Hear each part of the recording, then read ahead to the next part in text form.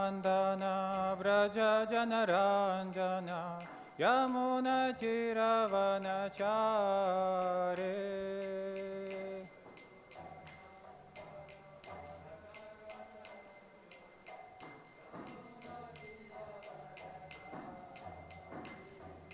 Yashodanandana Vraja Janaranjana Yamuna Chiravanachare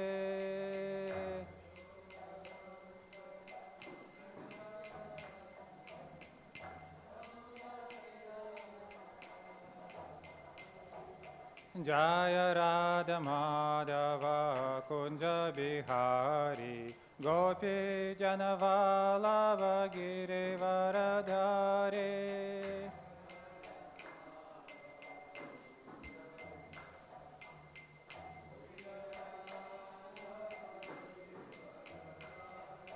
Jaya Radha Madhava Kunja Bihari Gopi Janavalava Girivaradhare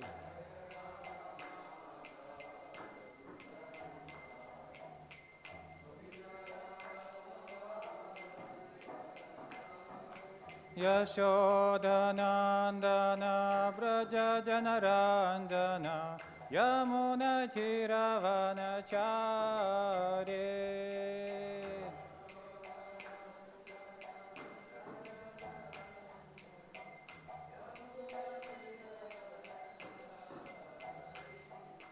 Yashodanandana Vraja Janaranjana Yamuna Chiravanachare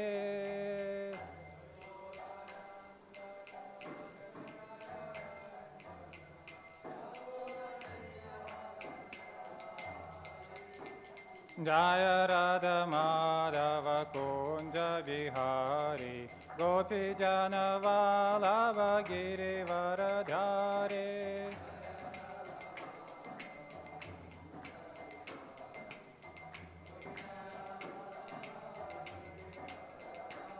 Jaya Radha Madhava Kunja Bihari Gopi Janavalava Girivaradhare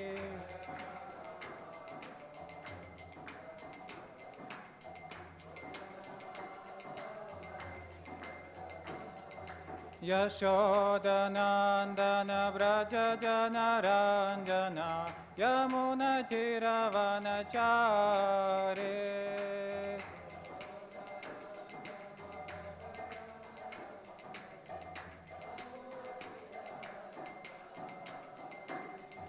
Yashodanandana Vraja Janaranjana Yamuna Chiravanachare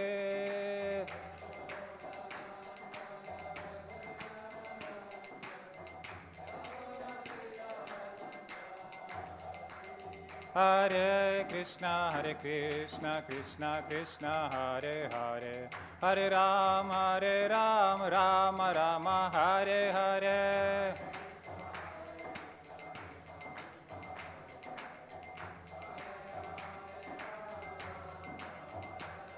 Hare Krishna, Krishna Krishna, Hare Hare, Hare Rama, Rama Rama, Hare Hare.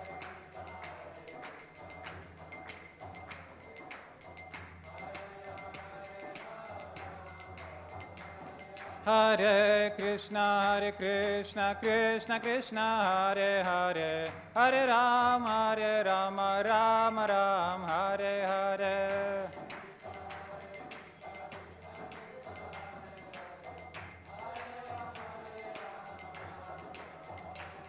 Hare Krishna, Krishna Krishna, Hare Hare, Hare Rama, Rama Rama, Hare Hare.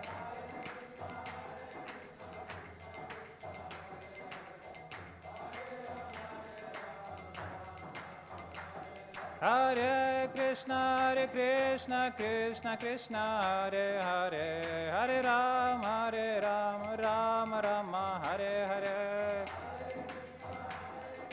Krishna Krishna, Hare Hare, Hare Rama, Rama Rama, Hare Hare. Grantharaja Srimad Bhagavatam ki jai, Srila Prabhupada ki jai.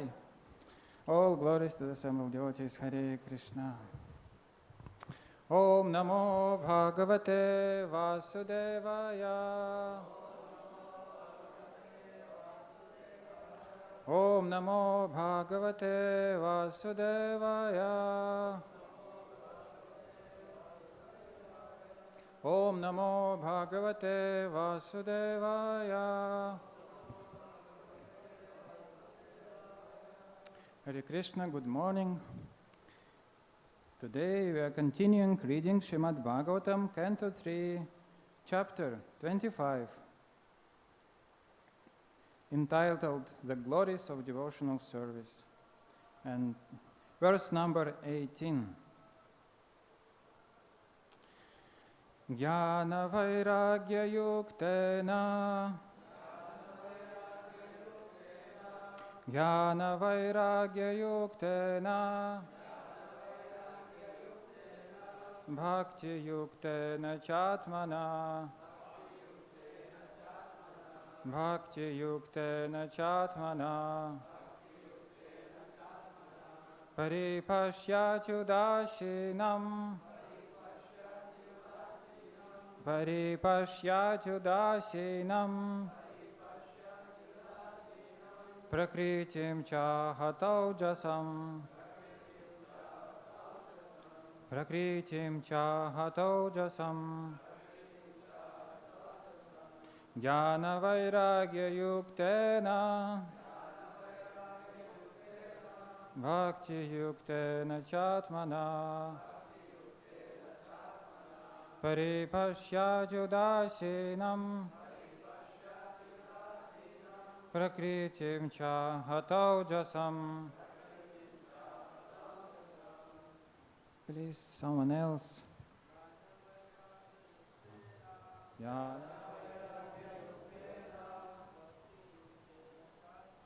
Bhakti-yuktena cātmanā,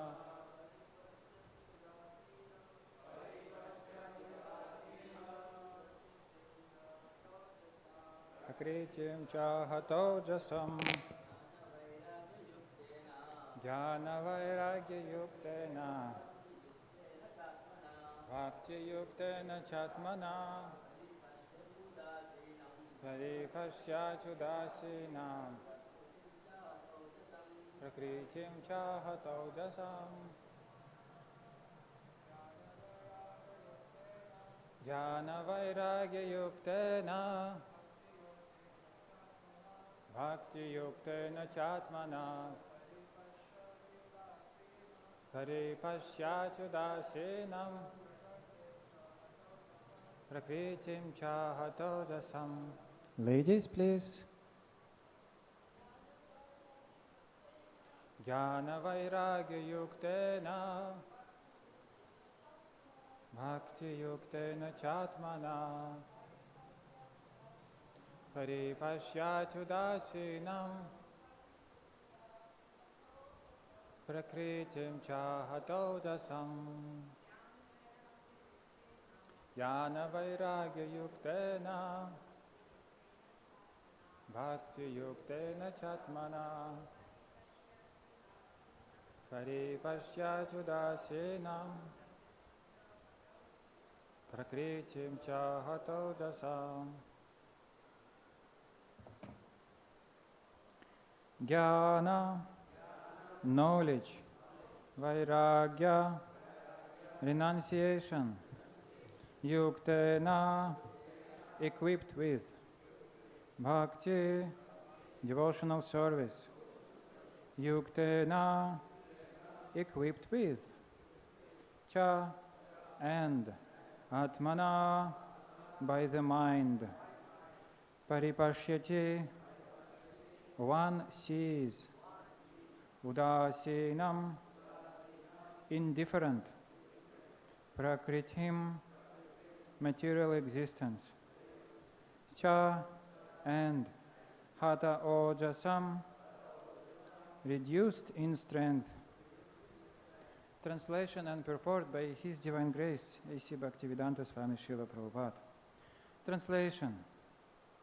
In that position of self-realization, in which position? It was speaking about 2 verses before. First, Devahuti Devi, she asked Kapila Dev, so how can I get rid of that misconception of aham mama, how to get rid of that? And he explained to her that now our senses are attracted, our consciousness are attracted to the objects of this material world under the 3 modes of material nature. But if we channel the same attraction, if we concentrate our consciousness on the Supreme Lord, then we will attain liberation. So this verse is speaking about liberation. This is a continuation. So in that position of self-realization, by practice of knowledge and renunciation in devotional service, one sees everything in the right perspective. He becomes indifferent to material existence, and the material influence acts less powerfully upon him. Purport. As the contamination of the germs of a particular disease can influence a weaker person, similarly, the influence of material nature or illusory energy can act on the weaker or conditioned soul, but not on the liberated soul. Self-realization is the position of the liberated state. One understands his constitutional position by knowledge and vairagya, renunciation. Without knowledge, one cannot have realization. The realization that one is the infinitesimal part and parcel of the Supreme Spirit makes him unattached to material, conditional life. That is the beginning of devotional service. Unless one is liberated from material contamination, one cannot engage himself in the devotional service of the Lord. In this verse, therefore, it is stated, jñāna-vairāgya-yuktena, when one is in full knowledge of one's constitutional position and is in the renounced order of life, detached from material attraction, then, by pure devotional service, bhakti-yuktena, he can engage himself as a loving servant of the Lord. Paripaśyati means that he can see everything in its right perspective. Then the influence of material nature becomes almost nil. This is also confirmed in Bhagavad-gītā. Brahma-bhūtaḥ prasanātmā. When one is self-realized, he becomes happy and free from the influence of material nature, and at that time he is freed from lamentation and hankering. The Lord states that position as mad-bhaktiṁ labate param, the real state of beginning devotional service. Similarly, it is confirmed in the Nārada-pañcarātra that when the senses are purified, then they can then be engaged in the devotional service of the Lord. One who is attached to material contamination cannot be a devotee. Namo Vishnu Padaya Krishna Prishtaya Bhutale Srimate Bhaktivedanta Swaminiti Namine Namaste Saraswati Deve Gauravani Pracharine Nirvishesha Shunyavadi Paśyatyā Desatarine Om Jnana-timirandhasya Jnananjana Shalakaya Chakshurun Militam Yena Tasmai Shri Gurave Namaha Shri Chaitanya Manobhishtam Sthapitam Yena Bhutale Sayam Rupah Kada Mahyam Dadati Svapadantikam Vandeham Shri Guru Shri Yutah Padakamalam Shri Gurun Vaishnavamscha Shri Rupam Sagrajatam Sahagana Raghunatan Vitam Tam Sajivam Sadvaitam Savadutam Parijana Sahitam Krishna Chaitanya Devam Shri Radha Krishna Padan Sahagana Lalita Shri Vishakan Vitamscha He Krishna Karuna Sindhu Dinabandho Jagatpate Gopesha Gopika Kanta Radha Kanta Namostute Tapta Kanchana Gaurangi Radhe Vrindavaneshwari Vrishabhanu Sute Devi Pranamami Hari Priye Panchakalpatarubhyascha Kripa Sindhubhya Evacha Patitanam Pavanebhyo Vaishnavebhyo Namo Namaha Jaya Shri Krishna Chaitanya Prabhu Nityananda Shri Advaita Gadadhara Shri Vasadi Gaura Bhakta Vrinda Hare Krishna Krishna Krishna Hare Hare Hare Rama Rama Rama Hare Hare Kathānchina smrite yasmin dushkaram sukaram bhavet Vismrite viparitam syat Shri Chaitanyam namamitam Guru Vaishnav Bhagavan Jinarasmarana Hoy Vigna Vinashan Anayasya Hoy Nija Vanchita Puram. Hare Krishna. So we are reading one of the most interesting chapters of the beautiful Srimad Bhagavatam, chapter 25 of the 3rd canto. And today verse, starting from today's verse, there will be so many famous texts in this chapter. So please stay tuned. And today's verse is also special. Especially interesting is Srila Prabhupada's purport to this verse. And we are fortunate that Srila Prabhupada, he gave series of lectures on this chapter of Bhagavatam. And this verse he also commented on. And on the basis of that verse, a book was compiled. What is the book? The Teachings of Lord Kapila, son of Devahuti. And also Srila Prabhupada gave lectures, of course, and transcripts are available. So Srila Prabhupada himself explained this verse. So we have practically two purports of Srila Prabhupada to this verse.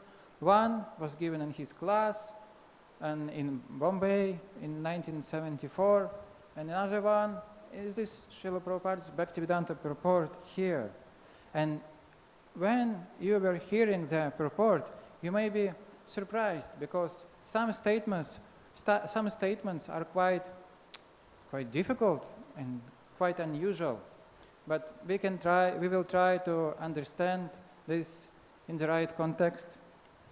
First of all, one of the beauty of Srila Prabhupada's books. So, Srila Prabhupada, when he was in India, he used to quote a lot of verses.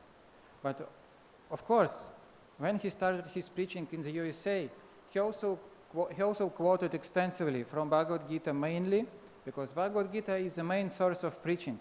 But when he was preaching in India, he was quoting much more, because the audience in India are more accustomed to hearing the scriptures. So they have some respect for the Vedic scriptures.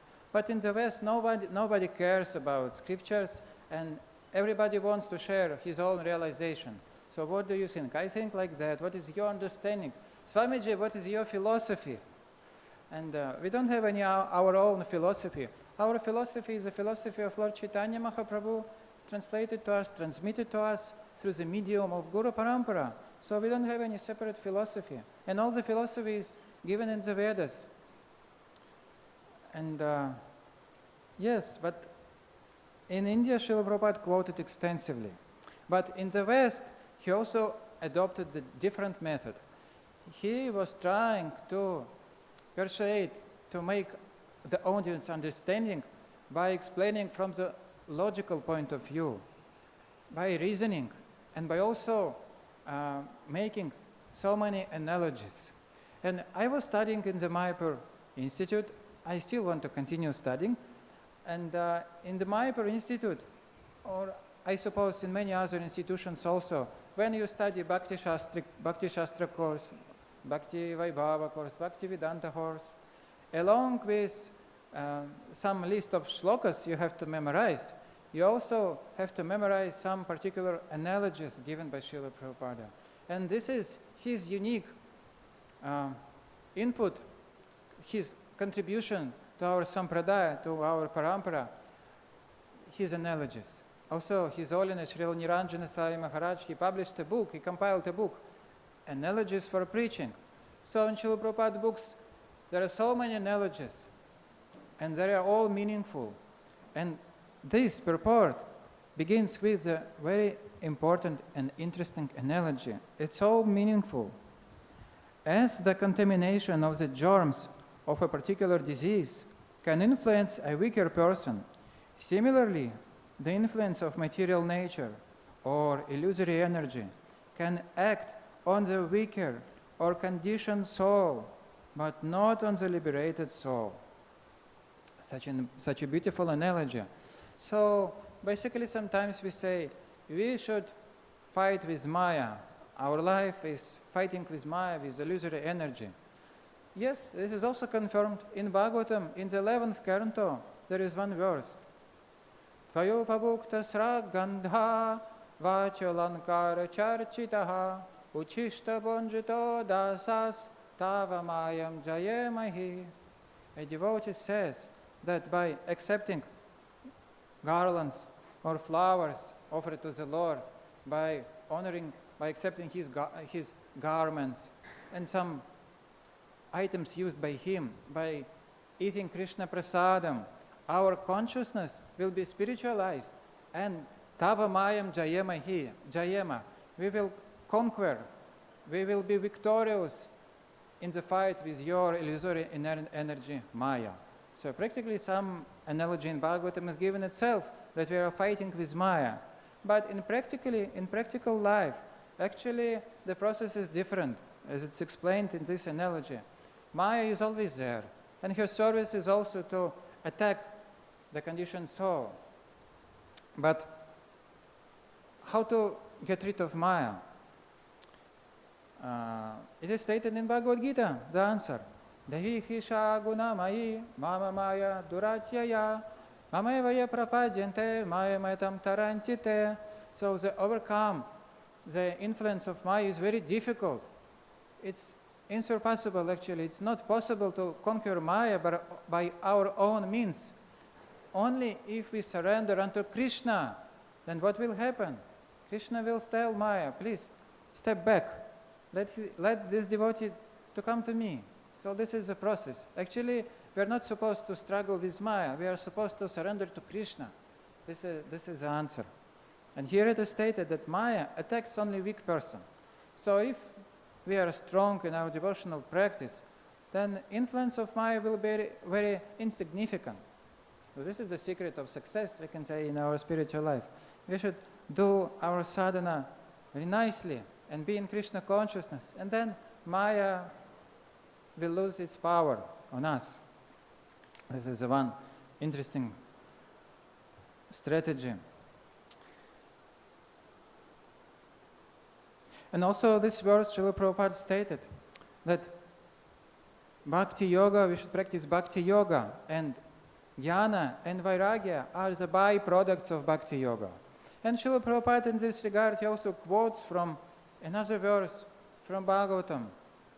Vasudevi Bhagavati Bhakti Yoga Prayojitaha jñāna-vairāgya-yuktena chayad ahaitokam. This verse comes twice in the Srimad Bhagavatam.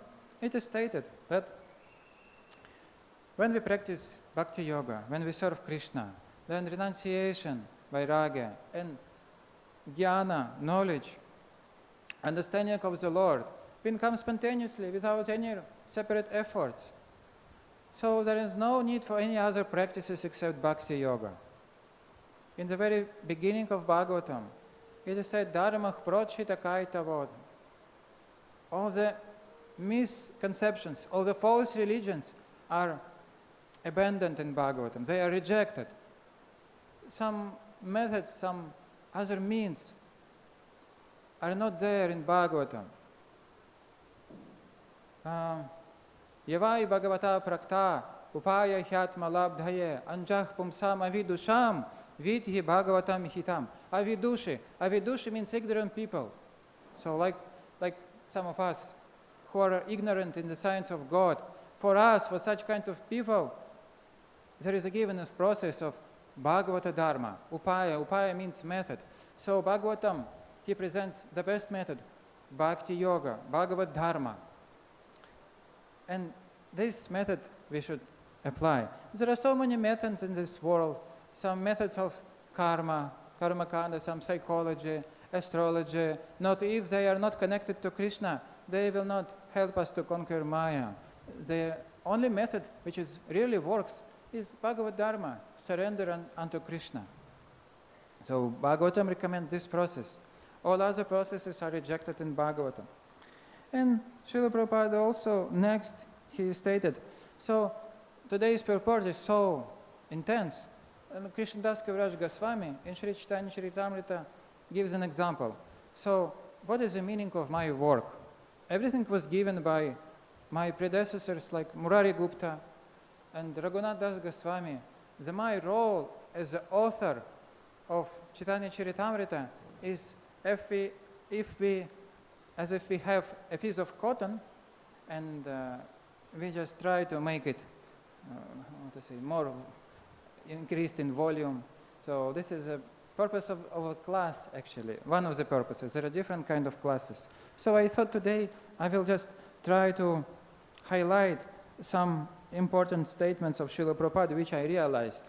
Of course, those who study Srila Prabhupada's books for many years, they can share that in each purport there is so much of meaning, and each time when you are reading Bhagavad-gītā, Bhagavatam, some more and more realization will come. But as much as I understood, as much as I noticed, I will try to share it with you. And Srila Prabhupada also says twice in this purport that the realization that one is an infinitesimal part and parcel of the Supreme Spirit makes him unattached to material conditional life. And that is the beginning of devotional service. What is that realization that I am the infinitesimal part and parcel of the Supreme Personality of Godhead? Srila Prabhupada in his lecture, he says that this is the real beginning of bhakti. Understand that I am, what is my constitutional position?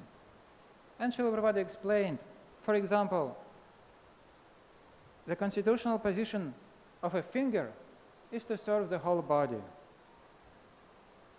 In the same way, when we realize that I am a part of parcel of the Supreme Spirit of Krishna, if we realize it in true sense, that we'll understand. Without Krishna, I cannot survive. I cannot sustain without my source, the Supreme Spirit. I am a part of Him. And being disconnected with Him, I will simply suffer. So this is the beginning of devotional life. I have a father, I have a source, and only if I serve the source, I will be happy. So this is Srila Prabhupada emphasized here. That's why this is the beginning of devotional service. I am Krishna's. I'm not alone. And for example, we have restaurants all over the world, Govindas. So I am that Govindas. I am Govindas. Or in Mayapur, in Gaur-Nagar, there is also one restaurant, Gopalas. So either way, you are Govindas or Gopalas, you can say, I am Krishna's.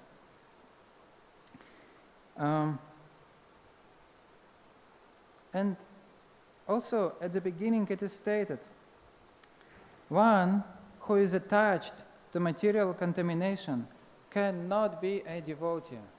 What a statement. One who is attached to material contamination cannot be a devotee. So who are we then if we are attached to some material contamination, if we have some material desires? And we should say that a devotee is a very wide term. It's used very widely. Like that in Shastras, in Srila Prabhupada's books, we will find different words, different terms, which can have very wide meaning. For example, the word ātmā. Ātmā could mean body, could mean soul, mind, and also the Supreme Soul. There are many different meanings. But don't be discouraged by hearing the statements of Srila Prabhupada. So actually, Srila Prabhupada states the real devotional service are starting from when we are free from the contamination of the material nature. And this verse, maybe you have noticed already, it's very similar to the verse from Bhagavad-gītā, 18.54. Brahma-bhūtaḥ prasannatma na shochati na kankshati samah sarveshu bhuteshu mad-bhaktiṁ lavate param. And Srila Prabhupada translates. This verse describes the point where devotional service begins. And devotional service begins when we attain the stage of Brahma-bhūtaḥ, means when we are freed from the influence of the modes of material nature. This is one stage of devotional service. And the real bhakti starts here. Also it's confirmed by Srila Jiva Goswami.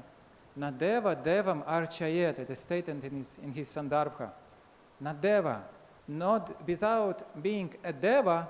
Deva means spiritual in this case. Without being a deva, without being situated on the spiritual platform, one cannot serve the deva, the Supreme Lord. And Srila Prabhupada gives this analogy, as far as I remember, in the Nectar of Devotion. Srila Prabhupada gives an example with a king and the servant of the king. Just recently, by good fortune, I was allowed to visit Jaipur, and I also visited the Jaipur city palace. You know, Jaipur is quite a new city.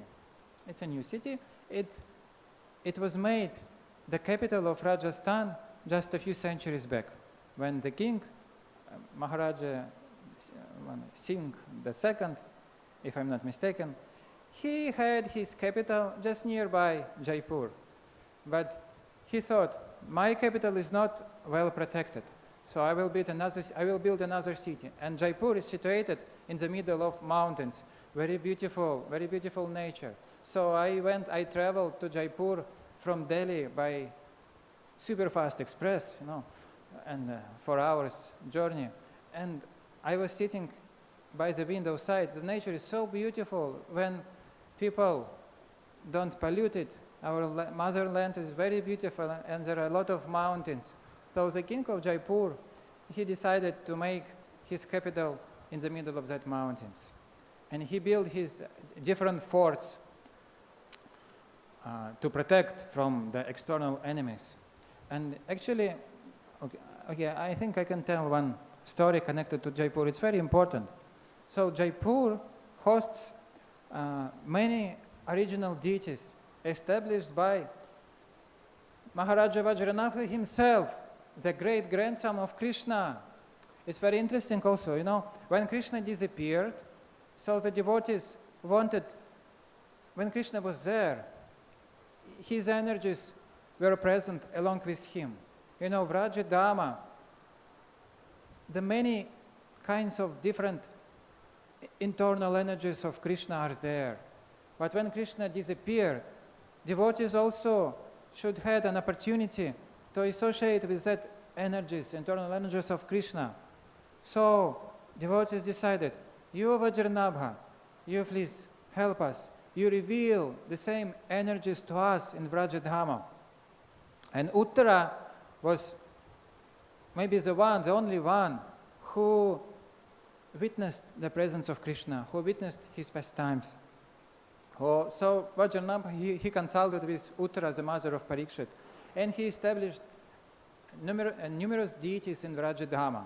So it was not just spontaneously, here I will install Madana Mohan, here Govinda, here Gopinath, here Vrinda Devi, this Kshetrapal Shiva, this Shiva. No, it was not like that. It was in a very scientific way, because, you know, pure devotees, they understand how to invite Krishna to this world, how to manifest his different energies.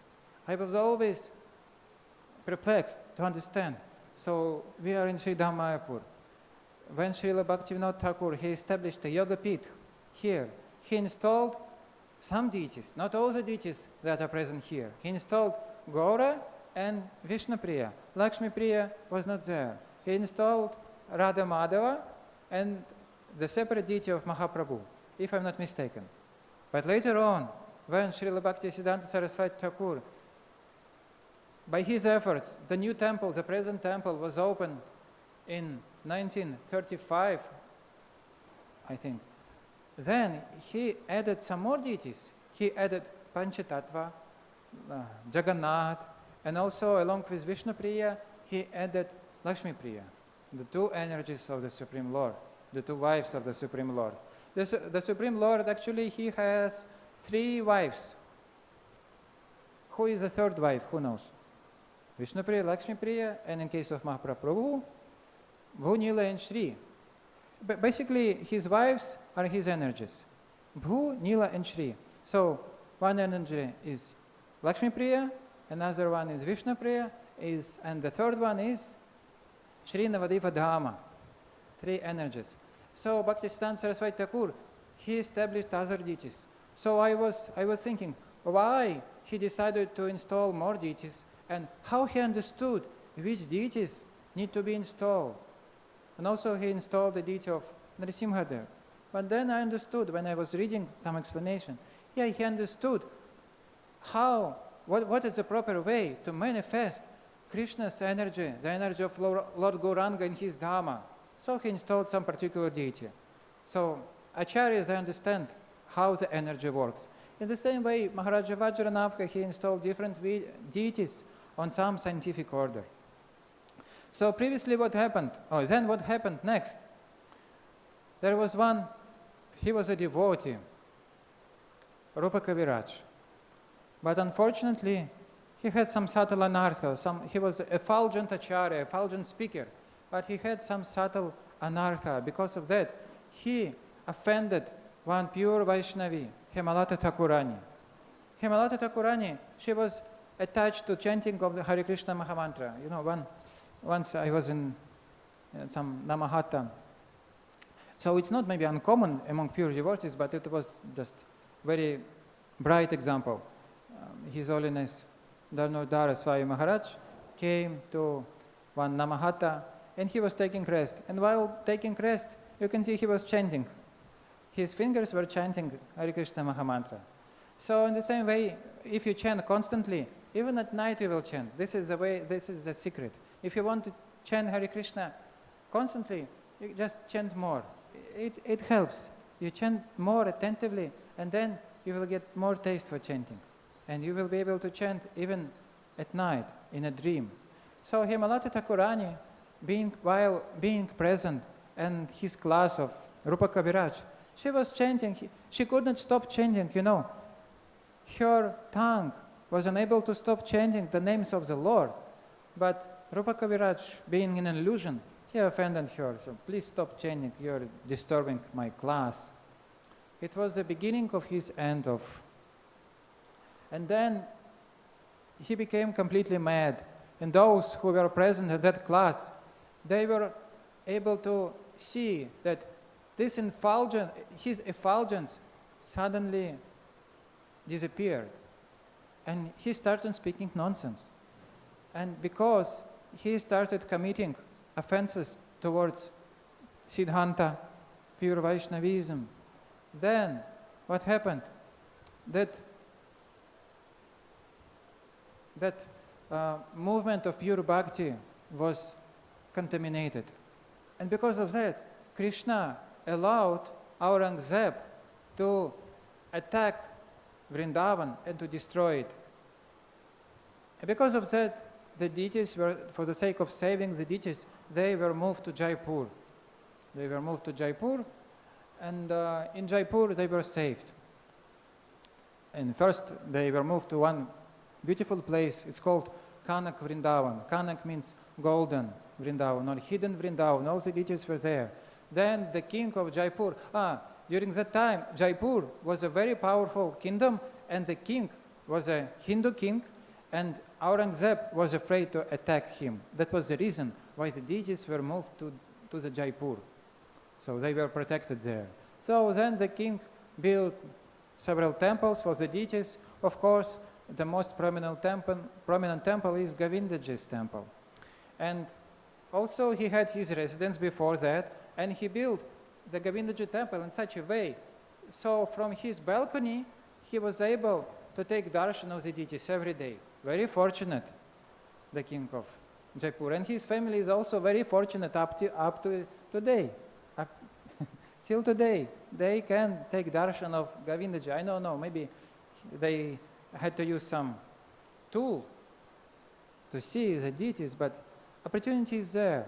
So I was lucky to enter that city palace. and I saw the people who are serving there, they are unusual. They have some particular mood, they have some relationships between each other, some laws, internal laws, like a big family. So if you want to be there, if you want to interact with them properly, you need, at least to some extent, understand their values, how do they live, otherwise you won't be able to communicate with them.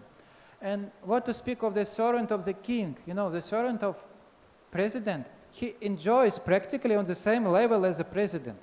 So you can enjoy as a president, or you can enjoy as a servant of the president.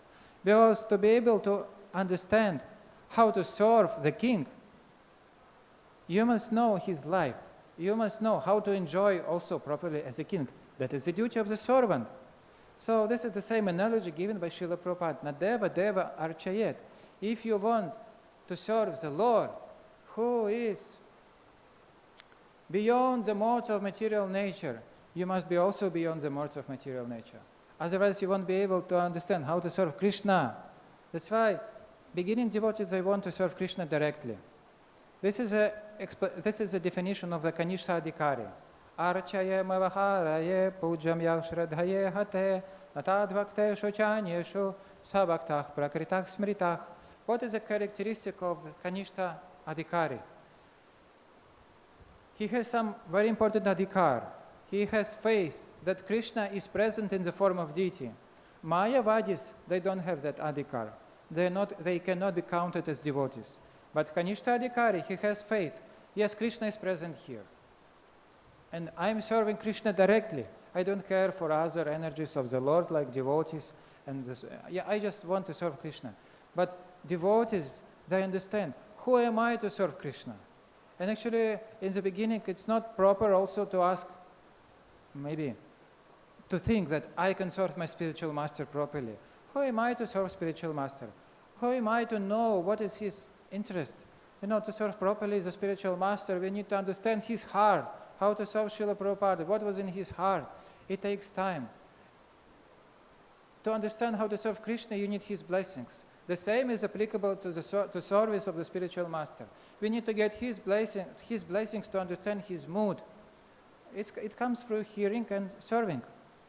Understanding will come, but at the beginning, how can I serve spiritual master? We should approach his servants. We can, of course, this is a duty of the disciple. How can I serve you?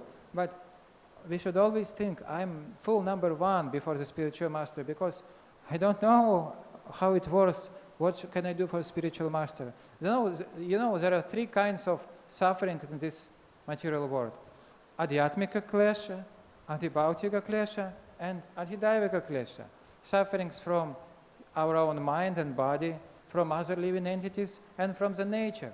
But there is also the fourth type of klesha, adhidasika klesha. You know, sufferings from the disciples. And you ask disciple to bring water, but he brings milk. It's a very bright example. So we should be very humble. At the beginning, we should do directly as Guru Maharaj tells us to do, without thinking, oh, maybe Guru Maharaj, he thought something else. No, at the beginning, we are unable to understand the desires of the spiritual master. We must attain some level of realization, of understanding. That's why also, who are we to serve the Supreme Lord directly?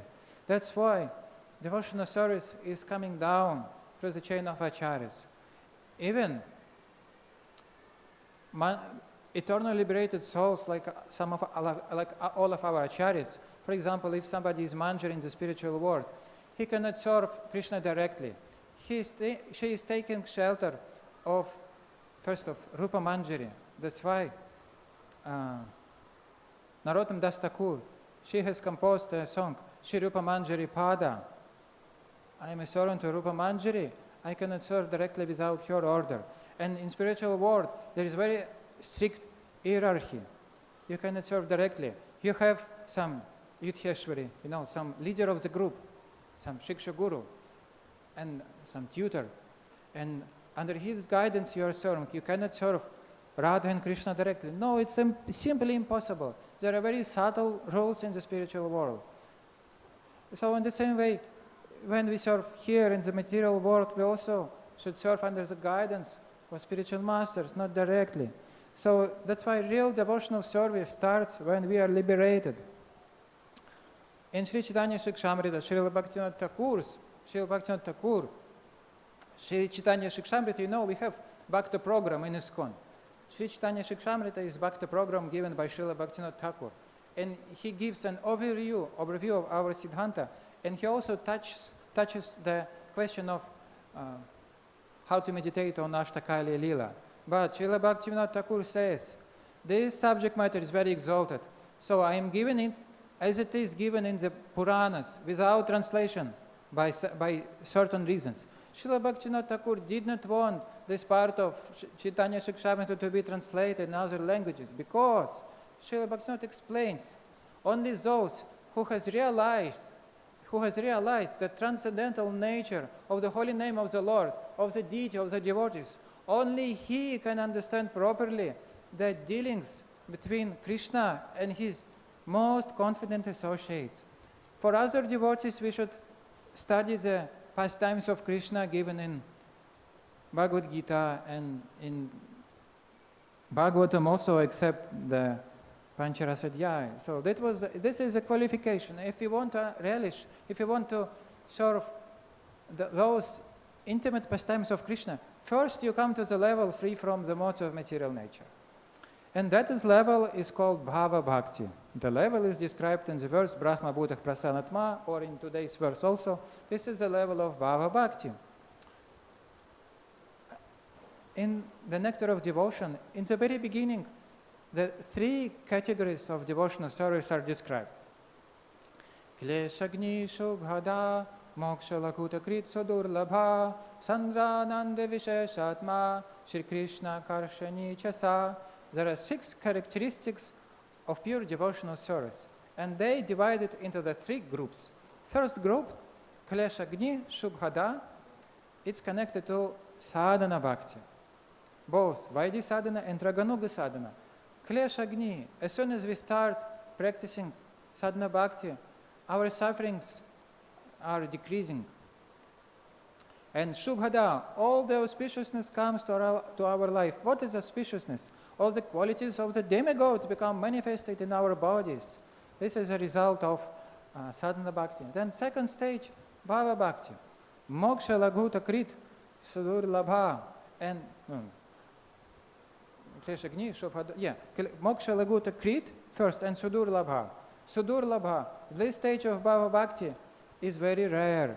It's very difficult to attain. And moksha laguta krit, this is connected to our today's verse. The devotee, he loves at liberation. It means at the stage of bhava bhakti itself, he attains liberation. That's why we are dealing here with bhava bhakti on this stage. So don't be discouraged. Bhava bhakti is attainable. And next stage is prema bhakti also. And so there are different categories of devotees. And what do I want to say at the end? It's a beautiful courage, beautiful affirmation given to us by our acharyas. So Kanishta Adhikari, we were speaking about the Kanishta Bhaktas. Srila Krishnadas Kaviraj Goswami, in Sri Chaitanya Charitamrita, he describes Kanishta Adhikari as follows. Jahar Komala Shraddha She Kanishta Jon Kromi Teho Bhakta Hoibe Uttama. So in Sri Chaitanya Charitamrita, Srila Krishnadas Kaviraj Goswami, he quotes some verses from Shastras. He gives definition of Kanishta Adhikari also. Yo bhavet komala shraddhah sa kanishto nigadyate. Shastra simply states, those whose faith is komala means very soft, very weak, not based on Shastra, he is Kanishta Adhikari. That's all. But our Acharya, Srila Krishnadas Kaviraj Goswami, as a loving father, he adds to that. Jahar komala shraddha se kanishta jon. Kromi teho bhakta hoi beotom. Don't worry, gradually, step by step, he will become uttama adhikari. So this is the love of Krishnadas Kaviraj Goswami. And Srila Bhaktivinoda Thakur also, in his Jaiva Dharma, he describes the different kinds of devotees, Kanishta Adhikari, Madhyama Adhikari, Uttama Adhikari. By the way, who is Madhyama Adhikari? Madhyama Adhikari is who knows how to deal with other energies of the Lord. Ishvareta dadhinishu balisheshu dvishvatsucha prema maitri kripa kripopeksha yahkaroti samadhimaha. For the envious people, he practices dvesha, he ignores him. For the sinless people, like innocent people, including Kanishta adhikaris, Kanishtas are also innocent. He's trying to benefit them. He shows his kripa to them, not for Mayavadis. And he is making friendship with devotees, and he's trying to develop love to the Supreme Lord. So he is a madhyamadhikari. And madhyamadhikari is up to the level of prema. So this verse is also described a madhyamadhikari. And prema bhakta, he is uttamadhikari. So Srila Bhaktivinoda Thakur, he first, we can say, he criticizes Kanishadhikari. Oh, he does not know how to deal with devotees. He thought, oh, only the Supreme Lord. Somehow he read something that we should worship Krishna. He does not know any Shastra. Out of sentiments, he's starting to worship the deity.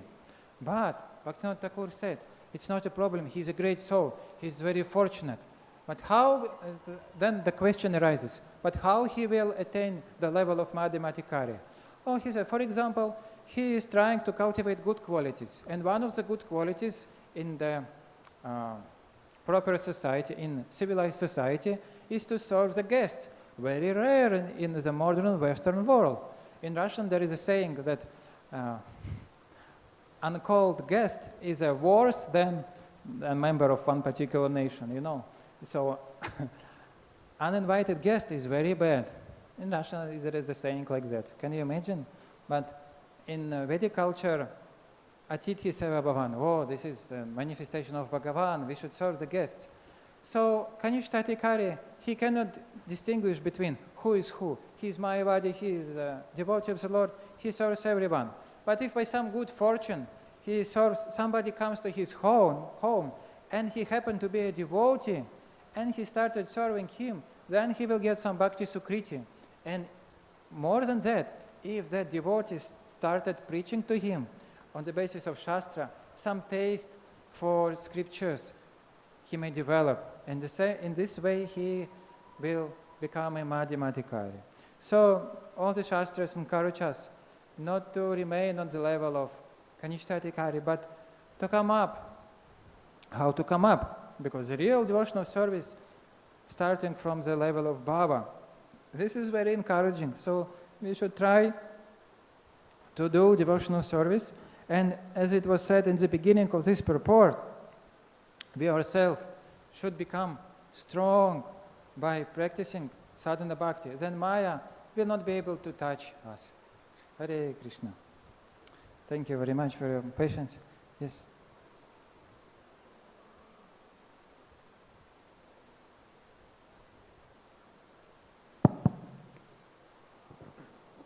You quoted a verse from the 11th canto in the early part of the class about how accepting the garlands and the prasadam of the Lord frees us from material contamination or helps us advance in Krishna consciousness. What's the verse? What's the sloka number? Just after the class, I have in my notes. Okay, why not? Maybe I can do it now. I have a note where I collect all the verses which I try to memorize, and that verse is also there. It may take some little time, but for the benefit of all the assembled devotees and all the listeners, I don't have so much verses from the 11th canto, but Tvayopabhukta stragandha vachalankara charchitaha uchishta bhajano dasas tavamayam jayemahi.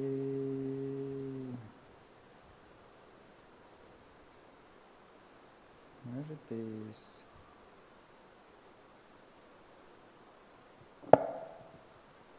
In the Nectar of Devotion, that's also paraphrased, where Prabhupada says, by wearing garlands of the deities, one frees himself from sinful reactions. Okay. Never checked that with Bhakti Rasamrita Sindhu, but... Okay, I will search in Google.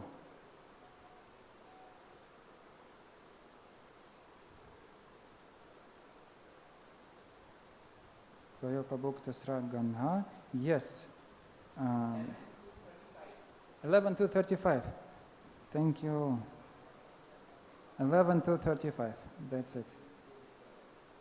But it's written 11:646. 11:646.